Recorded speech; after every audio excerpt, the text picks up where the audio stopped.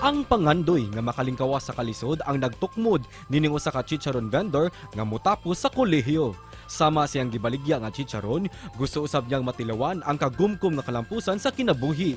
Maong sa edad nga 42 anyos, si Jesus Fuentes motapos sa kursong Bachelor of Elementary Education sa Talisay City College karong umaabot Agosto 17. Karong buntaga, panalaminan ta ang iyang storya sa kalampusan ingon man ang iyang pagpaningkamot, dinhilang sa GMA Regional TV Live. Sa edad nga 42 mga kapuso, itapos siya sa iyang college degree. Ato siyang makauban karong buntaga. Ma-inspire ta sa iyang istorya. Jesus Fuentes, mayong buntag, maupay na aga Sir Jesus. Kumusta ka? Welcome sa among programa Sir. Pakigreet sa atong mga kapuso nga nagtan-aw. Yes, sir. May buntag kaninyong tanan, mga kapuso. O malipayon kay ko nga nakahimamat ko ninyo. Kumusta man imong gibati Sir nga nilampos na gyud ka sa kolehiyo?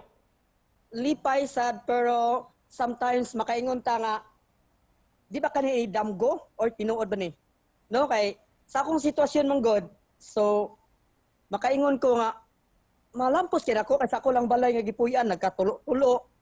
About your kurso Sir nga imong natapos Sir, education unsa man kaniadto pangandoy na gyud nimong mahimong teacher o ganun mo man imong gieskwelahan Sir? Ganahan ko sir kay when I was young kay ganahan ko mag-teacher kay gusto ko nga ang mga bata nga motudlo ko mga grade 1 minana kay parang ako'y mo tanos ba ako'y mo kasi nga kumbaga ako'y mo sito nila ba ilang mga kuan ako'y mo disiplina ba. Unsa may nakapadasig nimo Sir Jesus nga maningkamot nga makahuman gyud sa kolehiyo?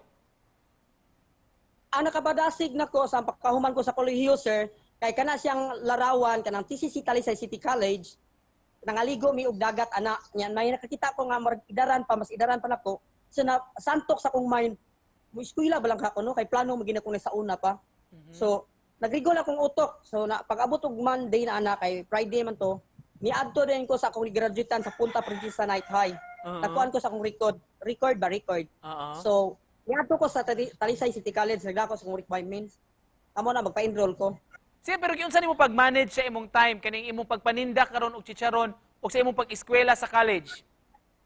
Okay, kani karon may sayo ni Santo Bagon. Pag eskwela na ko sa college, sa face-to-face pa during that time, first year college, inani ni siya. Sa TCC man god, naay Lunes, Martes, Miyerkules. Depende sa semester, sir. Nasay Huwebes, Biyernes, hanggang Sabado.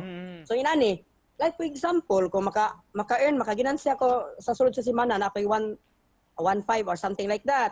Ako na siyang tagibyon, ako nang itapal sa matag adlaw nga dili ko makatrabaho. Kaya nag-eskwela man ko. Pero at the same time, magdasad gyapon ko og chicharon sir sa eskwelahan, ginagmay lang sad. Sir, karon nga mo graduate na ka, nahuman na ka sa imong pag-eskwela, unsa may mga plano nimo sa maabot? Ang plano na ko mga moabot gid sir no, tungod sa akong edad, trabaho gid siya kay para masuportaran ang pamilya, mao ginahingana ko nga.